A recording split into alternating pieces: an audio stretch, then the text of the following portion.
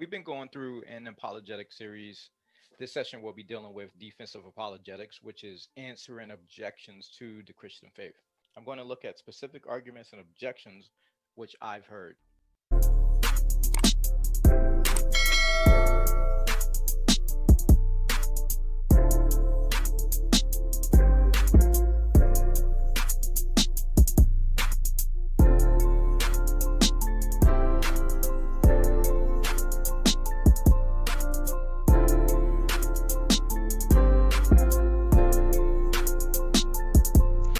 It's my desire that Christians be equipped not just to evangelize, but also to defend the faith. When approaching family members or friends, or even strangers, we will see them in different stages of belief or a lack of belief. We can use these approaches based on what they are. For example, you wouldn't necessarily present arguments for the resurrection if the person doesn't believe in God. We believe that God raised Jesus from the dead, and so a fundamental premise to any arguments or reasons to believe in the resurrection is that God exists. And so you would want to present arguments or reasons to believe that God exists first. That's something that we looked at in our last session called positive apologetics. If the person is hostile to Christianity and making claims against the faith, you wouldn't want to ignore those claims and try to evangelize. I would want to answer some of those questions and do defensive apologetics.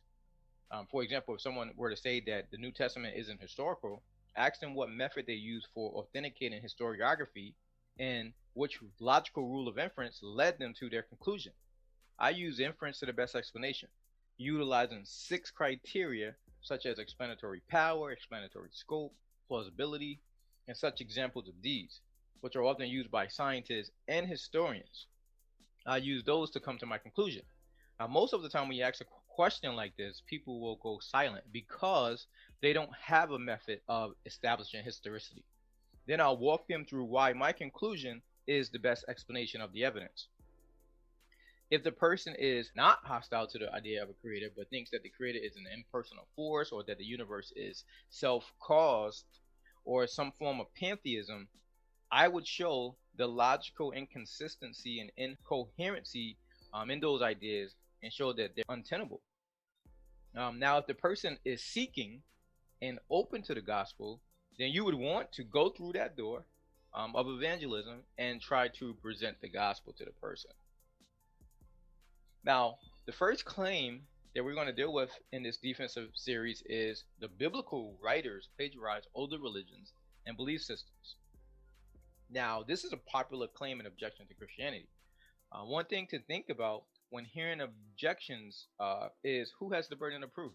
The burden of proof is the responsibility to justify and substantiate a claim. In philosophy and law, the person making the claim is considered to have the burden of proof. So I just want you to keep that in mind from an apologetic standpoint that yes, you want to answer some of the questions and concerns that people pose regarding the faith, but at the same time, if they're making a claim, they have the burden of proof.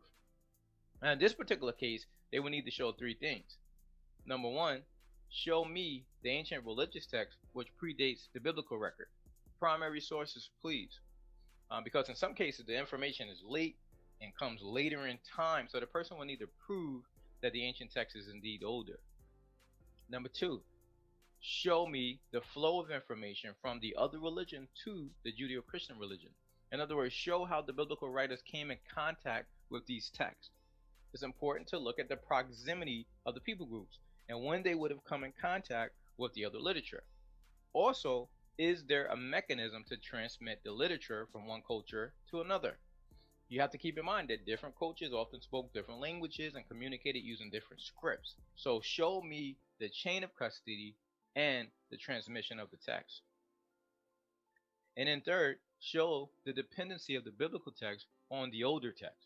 It's possible that the teaching was shared culturally in the ancient context and didn't belong to any religion, regardless of the age. Now, the idea that the Bible plagiarized older religions is actually a radical position, which is popular nowadays because of social media. And in a moment, we're going to look at the reason to see that that line of reasoning is false. But other more moderate positions are that the Israelite ideas came as the evolution of the thoughts and ideas of those around them, and that their monotheism evolved naturally from polytheism. Both of these views are contrary to the Christian view, which is that God revealed these ideas to this group of people, and that through Abraham's seed, God has blessed the world. And although many people don't understand the impact and the influence that Christianity and the biblical worldview has had on the modern world, whether that be human rights, the advancement of science, or ethics, these are blessings which come from biblical thought. And aside from that, obviously, the power of the gospel has transformed billions of lives over the last 2 millennia. So here are 4 refutations to this objection. Number one, the most obvious difference between the ideas of the Bible and those of the Israelite neighbors is monotheism. The biblical idea is that there is only one true God. Right? It acknowledges that there are false gods. There are many false gods. The Bible calls those idols. But throughout the Bible, it puts forth consistently that Yahweh is one, that no other being is in the same category, and that none of his people are authorized to worship any other being. I think that 1 Corinthians chapter 8 verses 4 through 6 captures this idea perfectly. It says that as concerning therefore the eating of those things that are offered in sacrifice unto idols, we know that an idol is nothing in the world, and that there is none other God but one. For though there be that are called gods, whether in heaven or on earth, as there be gods many and lords many, but to us there is but one God, the Father, of whom are all things, and we in him, and one Lord Jesus, by whom are all things, and we by him. Regardless of what was the ideal, we know through the scriptures that the Israelites didn't live up to that ideal. But according to the scriptures, starting in the Torah and going through the writings and the prophets all the way through to the New Testament, this idea is consistent. And I want to walk through those passages of scriptures. Hear, O Israel, the Lord is our God. The Lord is one. You shall have no other gods before me. Therefore, know therefore that the Lord your God, he is God, the faithful God, who keeps his covenant and his loving kindness to 1,000 generations with those who love him and keep his commandments. See now that I am he, and there is no God besides me. It is I who put to death and give life. I have wounded, and it is I who heal, and there is no one who can deliver from my hand. And as you look, the passages go on and on. Deuteronomy 32:17, Deuteronomy 4:35-39, Exodus 20:23, Joshua 22:34, Nehemiah 9:6, 1 Kings 8:23, 1 Kings 8:60, 2 Kings 19:15, 1 Chronicles 16:26. For all the gods of the people are idols, but the Lord made the heavens. 2 Samuel 7:22. For this reason you are great, O Lord God, for there is none like you, and there is no God besides you, according to all we have heard with our ears. 2 Samuel 7:28. 1 Chronicles 17:20. Psalms 83:18. Psalms 115, 4-8. Their idols are silver and gold, the work of human hands. They have mouths but do not speak, eyes but do not see. They have ears but do not hear, noses but do not smell. They have hands but they do not feel, feet but they do not walk. They do not make a sound in the throat. Those who make them become like them. So do all who trust in them. Psalms 86:10. Psalms 18:31, Psalms 103, Isaiah 43:10. You are my witnesses, declares the Lord, and my servants whom I have chosen, so that you may know and believe me and understand that I am he. Before me there was no God, and there will be none after me. Isaiah 44:6, Isaiah 45:18, Isaiah 37:19. And have cast their gods into the fire, for they were not gods, but the work of men's hands, wood and stone, so they have been destroyed. Isaiah 45:5, 1 Corinthians 8:6, 1 Corinthians 8:4, John 17:3. And this is life eternal, that they may know thee, the only true God, and Jesus Christ, whom thou hast sent. Romans 3:30.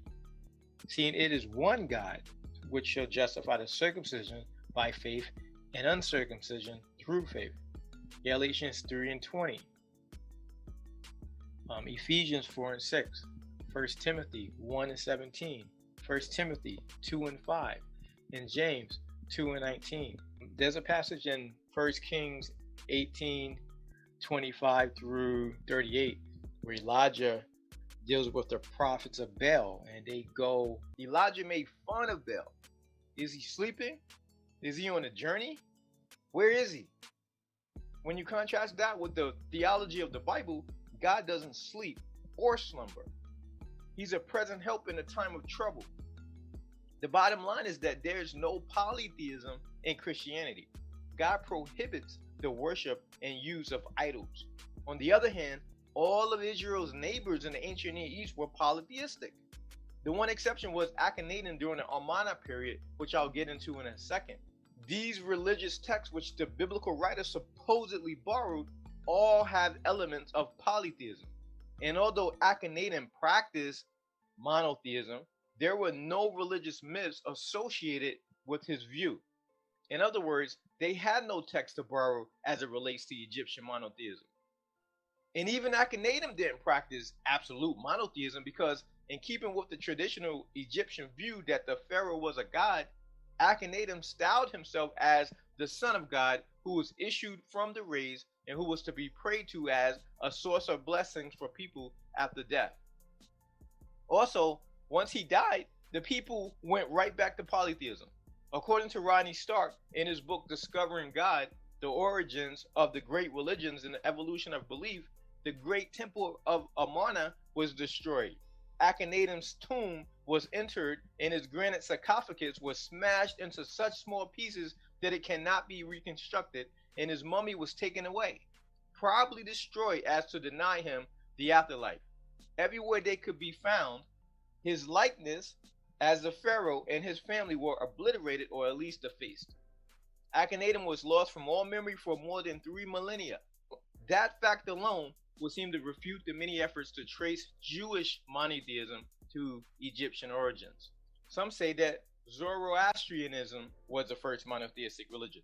Up until the 20th century, it was agreed that Zoroaster, the prophet of that religion, lived in 6th century BC. Then some scholars began to insist that he lived many centuries earlier, somewhere between 1700 and 1200 BC. That debate is due to a lack of sources, and I think to try to invent an older monotheistic religion prior to Judaism. According to Rodney Stark in his book Discovering God, only about 4% of the original Avesta text survived, and even those fragments were greatly reworked around the 4th and 9th centuries AD, and now reveal a substantial Christian and Muslim influence. Also, some of the texts show polytheism. There are some passages in hymns to polytheistic gods where even Ahura Mazda, the supreme god in the religion, is represented as worshiping those other gods. And this is according to the book Zoroaster's Own Contribution by Bersevich. Now I'm going to list some of the characteristics of those pagan gods according to the religious texts of the ancients. Number one, those so-called gods had many needs that needed to be met by their worshippers. They needed food, clothes, habitation. They also needed humans to step in and do some of the tasks that the gods would normally do. According to the Sumerian story Inca and Ninmah, the lesser gods burdened with the toil of creating the earth complained to Ninmah, the primeval mother, about their hard work. She in turn roused her son Inca, the god of wisdom, and urged him to create a substitute to free the gods from their toil. Ninmah then kneaded some clay, placed it in her womb, and gave birth to the first human. Second, the gods needed counsel. In the Gilgamesh epic, the decision to send the flood is made in the divine council. Yahweh, on the other hand, needs no counsel. Here's a passage from Isaiah 40. Who can fathom the Spirit of the Lord, or instruct the Lord as his counselor? Whom did the Lord consult to enlighten him? And who taught him the right way? Who was it that taught him knowledge, or showed him the path of understanding? Surely the nations are like a drop in the bucket. They are regarded as dust on the scales. He weighs the islands as though they were fine dust. Lebanon is not sufficient for altar fires, nor its animals enough for burnt offerings. Before him, all the nations are as nothing. They are regarded by him as worthless and less than nothing. With whom then will you compare God? To what image will you liken him? As for an idol, a metalworker casts it, and a goldsmith overlays it with gold, and fashions silver chains for it. A person too poor to present such an offering selects wood that will not rot. They look for a skilled worker to set up an idol that will not topple. Do you not know? Have you not heard? Has it not been told you from the beginning? Have you not understood since the earth was founded? He sits enthroned above the circle of the earth, and his people are like grasshoppers. He stretches out the heavens like a canopy and spreads them out like a tent to live in. He brings princes to naught and reduces the rulers of this world to nothing. No sooner are they planted, no sooner are they sown, no sooner do they take root in the ground than he blows on them and they wither. And the whirlwind sweeps them away like chaff. To whom will you compare me? Or who is my equal, says the Holy One? Lift up your eyes and look to the heavens. Who created all of these? He who brings out the starry host one by one and calls forth each of them by name, because of his great power and mighty strength. Not one of them is missing. Why do you complain, Jacob? Why do you say, Israel, my way is hidden from the Lord, my cause is disregarded by my God? Do you not know? Have you not heard? The Lord is the everlasting God, the creator of the ends of the earth. He will not grow tired or weary. In his understanding, no one can fathom. He gives strength to the weary and increases the power of the weak. Even youths grow tired and weary, and young men stumble and fall. But those, hallelujah, who hope in the Lord will renew their strength. They will soar on wings like eagles. They will run and not grow weary. They will walk and not be faint. Number three had a low view of the divine. According to the book, The Bible Among the Myths by John N. Oswald, the gods are untrustworthy, seeking their own ends rather than caring for their worshippers' ends. They are constantly fighting among each other, often over the most petty things. They are fearful, especially of death, but they can do nothing lasting about their fears.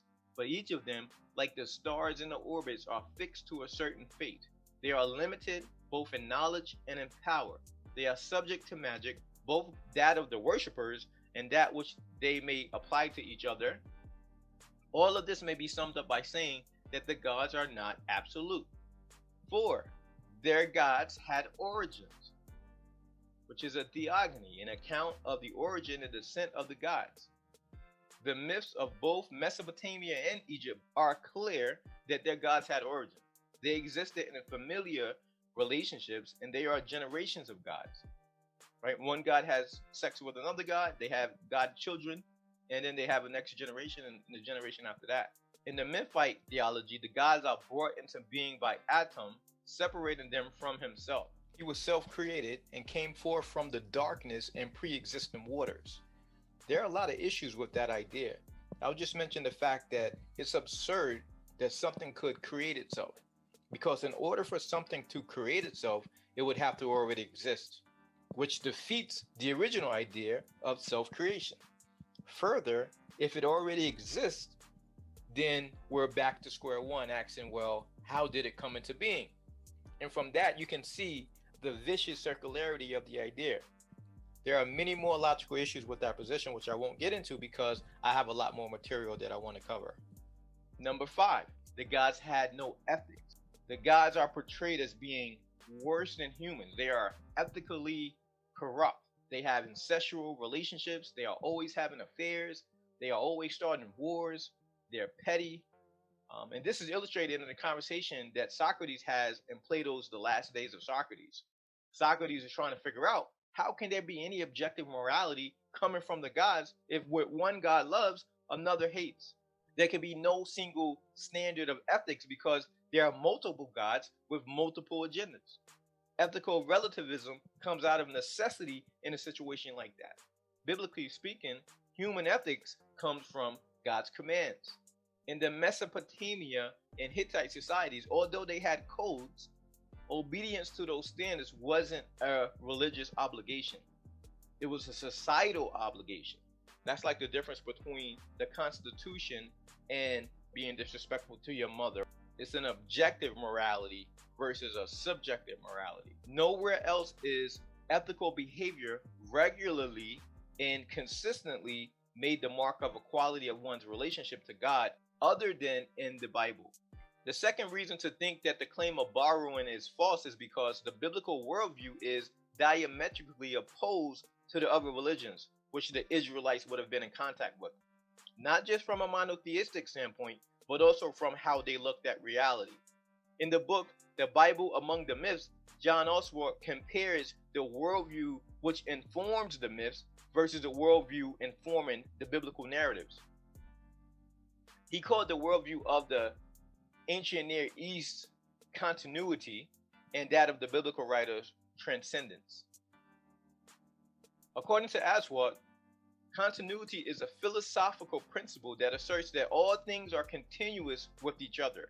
Thus, I am one with the tree, not merely symbolically or spiritually, but actually. The tree's me, I am the tree. The same is true of every other entity in the universe, including deity. This means that the divine is materially as well as spiritually identical with the physical universe that we know. Of course, this idea exists in many variations, but the core idea remains the same.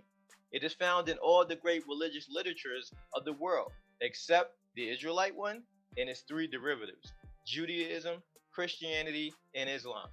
In the diagram, which is taken from the book, The Bible Among the Myths, everything that exists in the circle and everything in the circle is coexistent with everything else in the circle. And that's why the lines separating the different parts are broken. So the gods are human and natural forces. Nature is divine, and divinity has human-like characteristics. Humanity is divine and is one with nature. There's really no distinction between the three other than the different roles. And you see this in the literature of those around Israel. The gods are part of the material world. The sun is a god, the ocean is a god, the moon is a god, and they have sex and procreate and produce other gods. In Egyptian thought, the pharaoh was a god. Even in the Sumerian king's list, it says when kingship was lowered from heaven. So humanity was deity, and nature was deity, and deity was nature, and deity was human. They were all over the place, believe it or not. But the gods of the ancients came from pre-existing material, which sounds a lot like chemical and biological evolution. Evolutionists posit the idea that life evolved from pre-existing material. And here we have ancient mythology putting forward the idea that the gods came from pre-existing material. So those forms of evolution are old ideas wrapped in new paper. In the Enema Elish, you have an example of the gods coming forth from pre-existing material. They don't transcend and stand outside of creation, but they're a part of creation. They are inside of the cosmos. For the Egyptians, in the beginning, there was water. In the primordial waters were 8 gods called Agodads, who came in pairs, husband and wife, or male and female, and then they have sex and have children gods. One thing that you will notice in these myths is a lot of sexuality amongst the gods. And for the biblical writers to borrow from these, it's strange that there's not a hint of any sexuality when it comes to Yahweh. Another interesting point is that in these ancient texts, the cosmos is eternal, which reminds me of naturalism, materialism, and atheism. The philosophical undergirding of these positions is the idea that the cosmos is eternal. This idea is ancient. The Babylonian story, Marduk, creator of the world, again, the narrative opens with the existence of the sea before any act of creation. We discussed this in one of our earlier sessions, that the idea of a finite universe makes some people uneasy, because anything that begins to exist must have a cause, and the cause must transcend time, space, and matter. In these ancient myths, they don't even bother to try to explain how the matter got there. The story opens up and matter is already present. According to one of the ancient myths, creation emerged from the body of the chaos monster because victorious gods with the slimmest of margins defeated her. So again, we see this idea of continuity throughout these ancient texts. is foundational to their worldview. Nature is of the same substance as deity. In fact, nature has been birthed from deity. It came out of the body of one of the gods. I also want to point out that in the same story, the gods actually came out of the water. So the gods came out of the water, then out of their bodies came the rest of creation. These other religions presuppose that matter is the source of everything. But the Bible comes to a totally different conclusion. So we already talked about their low view of the divine, but they also had a low view of humanity. In the story, the creation of humankind, humans' purpose will be to labor for the gods, maintaining the fields and irrigation works in order to create bountiful harvest, celebrate the gods' rights, and to attain wisdom through study. In Astrahasis, the text starts, when the gods instead of man did the work, bore the loads, the gods' load was too great, the work too hard, the trouble too much. And so that was the whole purpose for creating mankind, to allow the gods to take it easy. In one of the Egyptian creation myths, humans were merely the tears of Atum that fell into the dust during the struggle with chaos. In the Enuma Elish story, Murdoch creates humans from the blood of Kingu, the slain and rebellious consort of Tiamat. He does this for two reasons. First, in order to release the gods from their burdensome menial labors, and second, to provide a continuous source of food, drink, and habitation. Now I'm going to look at the idea of transcendence, which is vital to the biblical worldview. Transcendence is the idea that God is wholly separate from creation. He is not continuous with it. God interacts with humanity and nature, but is distinct from humanity and nature. He is separate and holy. Unlike myths, God can't be manipulated through rituals, spells, magic, sex, or any of the other pagan practices. We interact with God on his terms. And when we're talking about the nature of God, God is eternal. Matter is not. Yahweh is the only God. He created the world from nothing. There were no pre-existing materials.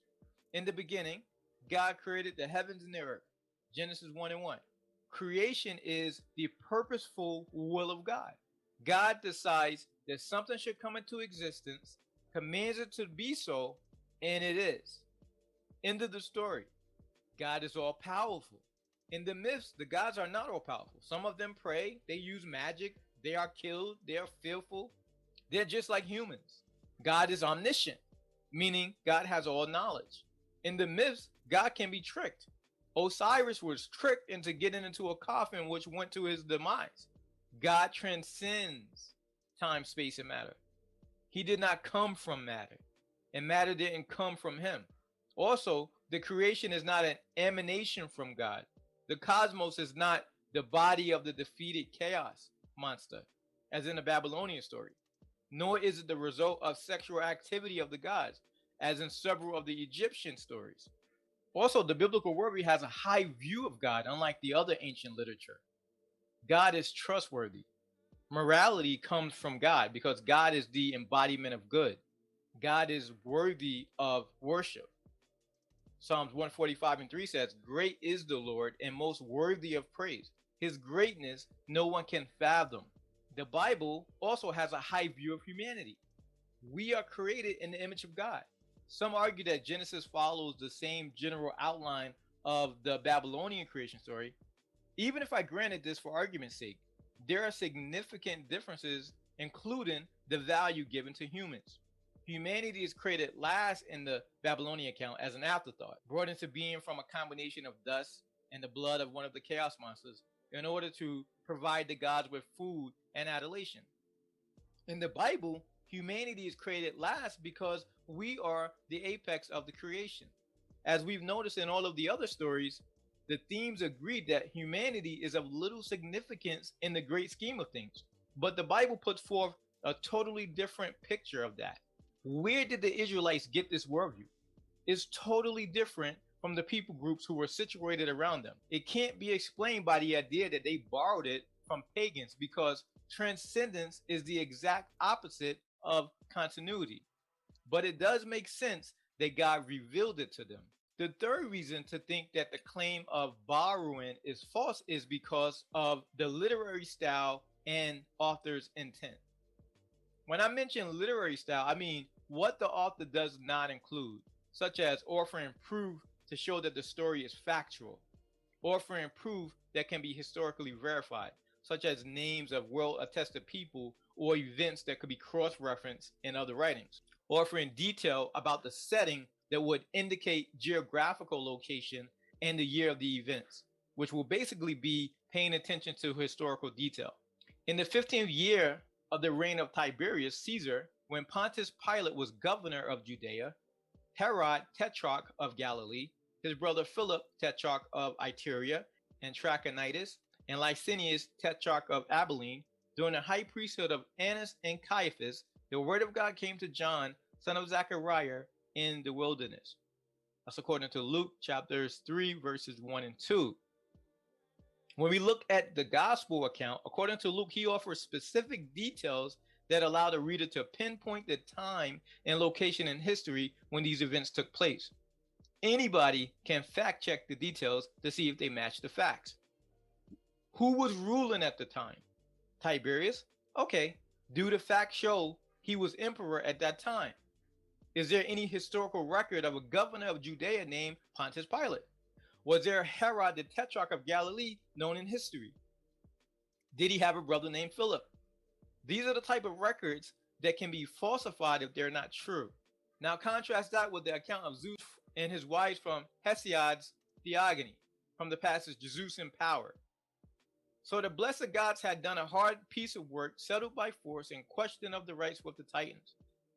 Then at Gaia's suggestion, they pressed broad-browed Zeus, the Olympian, to be their king and rule their mortals. And so Zeus dealt out their privileges and rights. Now, king of the gods, Zeus made Metis, his first wife, wiser than any of the god or any mortal man. There's no way to figure out where these events took place. Was it heaven? Was it somewhere in this galaxy? Was it in the Marvel universe? There's nothing in the text that could give us any hint one way or the other. On top of that, the biblical material is found in a single corpus with a unified purpose. There is nothing similar in the ancient context. The divine interaction is going toward a goal or end, which is the redemption of the people of God. There is nothing like that in the ancient Near East in terms of an overall plan. It's just a bunch of myths scattered around, all with the pagan worldview of continuity. Here's another example from Jeremiah chapter 1. The words of Jeremiah, son of Hilkiah, one of the priests of Anathoth, in the territory of Benjamin. The word of the Lord came to him in the 13th year of the reign of Josiah, son of Ammon, king of Judah, and throughout the reign of Joachim, son of Josiah, king of Judah, down to the 5th month of the 11th year of Zedekiah, son of Josiah, king of Judah, when the people of Jerusalem went into exile. That's coming from Jeremiah chapter 1, verses 1 through 3. Now it came to pass in the 30th year, in the 4th month, in the 5th day of the month, as I was among the captives by the river of Chebar, that the heavens were open, and I saw visions of God. In the 5th day of the month, which was the 5th year of King Joachim's captivity, the word of the Lord came expressly unto Ezekiel the priest, the son of Buzi, in the land of the Chaldeans by the river Chebar. And the hand of the Lord was there upon him. That's coming from Ezekiel chapter 1, verses 1 through 3. Now here's a text from the old Babylonian king, Hammurabi. Hammurabi became king. He constructed a throne. The wall of the Gagia was built. He constructed, and I know that the text is broken and probably fragmentary, but as we can look at this, we can see that the details are sporadic. It's talking about building temples, and it's not as detailed. What year did this happen? What town was this in? The same thing is true of the author's intent. In ancient mythological literature, the author's intent was to communicate a story, maybe to offer an understanding of reality, but it wasn't to tell historical facts. Luke saw it with the author's intent.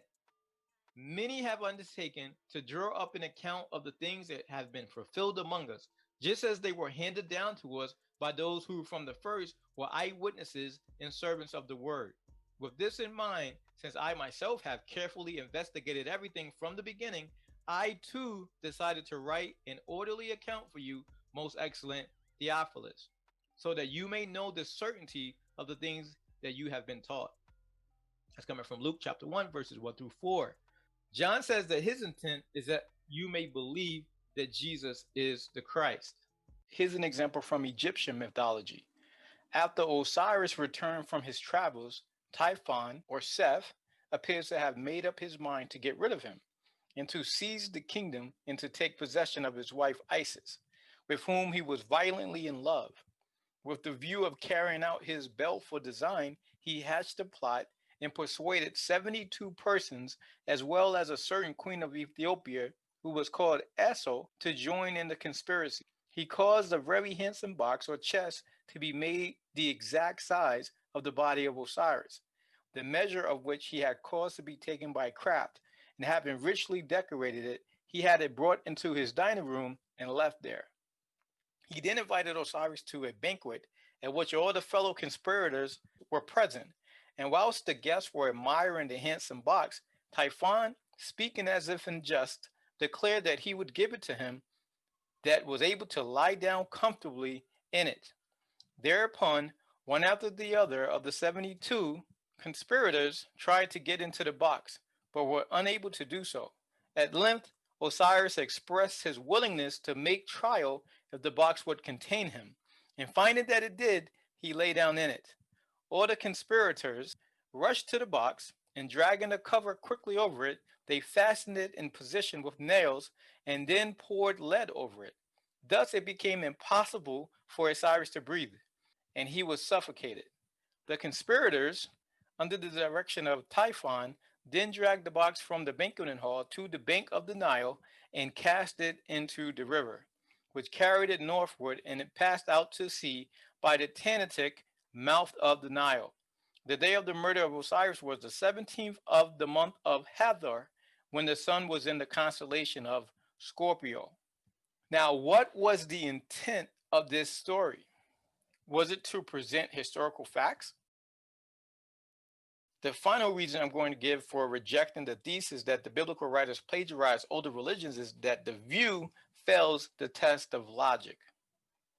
It's special pleading to magnify the non-essential and accidental similarities and point to those as evidence of plagiarizing or borrowing, while totally ignoring the many differences which are essential to the respective belief systems.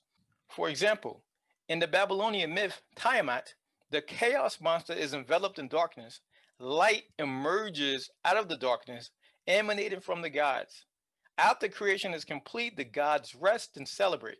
Some of this sounds familiar. Light coming after the darkness, and after creation is complete, God rests. But if you look at the Babylonian account closely, in the account, the gods emerge out of the chaos. They actually have origins. They have a beginning. From a biblical point of view, God is eternal. He has no beginning. The chaos monster seeks to kill the gods, and war is a result. This takes the first 160 lines. The next 130 lines describes Marduk, the champion of the gods. The next 139 lines presents the reason for Marduk's supremacy over all of the other gods. The next 134 lines are about the destruction of Tiamat. None of that is in the Bible. The idea that there was some kind of conflict in creation is totally absent from the Bible. But you see this conflict throughout the other ancient religious literature. The account also seems to indicate that the humans sprung up from the ground like plants, which is totally different from the Genesis account, and that Adam was the progenitor of the human race. And God created humans in his image and in his likeness. In the Akkadian and Sumerian literature, the text never reports actual creation, only the plans of creation. And in all of the other creation story, there's no actual creating being done because the material world already exists. They just order the material from chaos. The Sumerian kings list opens with the line, when the kings descended from heaven, which presents the idea that kingship is from the gods. But in the Bible, starting in the book of 1 Samuel, kingship wasn't embraced. In chapter 8, Samuel prophesied what would happen if the people had a king, and the prophecy was fulfilled. God was their king, but the people rejected God. And I've heard plenty of comparisons between the narratives of Christ versus the narratives of Horus, Osiris, Mithra, Krishna, Adonis, all of which are built on superficial comparisons and logical fallacies. First of all, some of the similarities are things that are common to most religions, such as belief in the afterlife, salvation, creation, and the fact that the flood seems to be a historical memory, which are found in most civilizations. Payam Naburse, author of the Mysteries of Mithras, writes that Mithras and Jesus were both born of a virgin, even while noting that the Roman Mithras birth involved springing forth from the underworld by way of a rock. No human female virgin, but he's somehow born of a virgin. This is the nonsense that people put forward to try and make this claim stick. That's why it's important to try and find primary sources and primary text so you can see it for yourself. Because people lie. The Bible says that Satan is a liar and the father of liars. So you can't trust everything you hear. You have to validate some of these claims.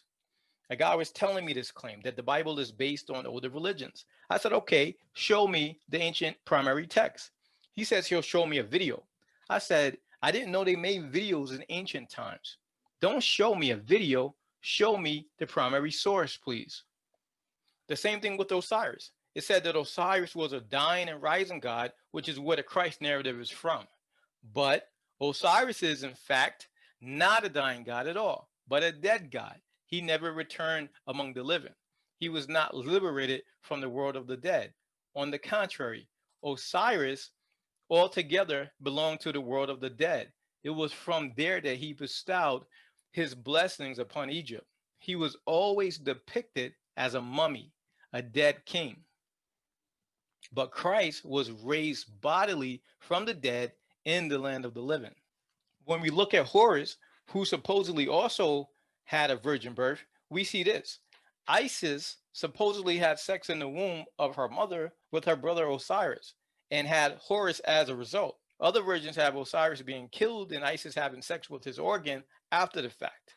Another version has her being impregnated by a flash of lightning. None of these accounts refer to a virgin birth.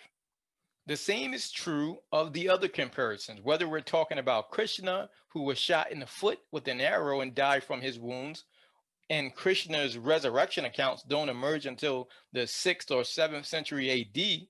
Mithras has no record of death, so there couldn't be a resurrection. Horus either one, did not die, two, was merely stung by a scorpion, or three, his death is conflated with the death of Osiris. Adonis was gorged by a wild boar.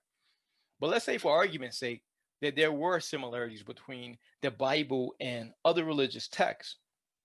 Even if that were the case, and there are some superficial similarities which we've looked at, that fact alone wouldn't constitute evidence that Christianity was influenced or based on these pagan mystery religions. That's called a post hoc fallacy.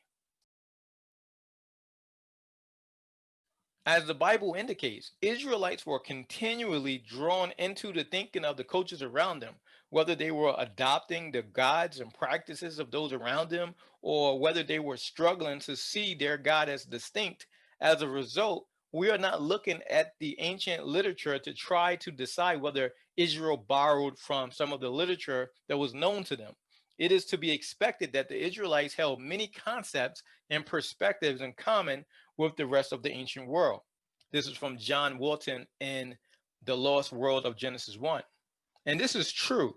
The Bible indicates that although the Israelites had their laws and their covenant with God, they rebelled.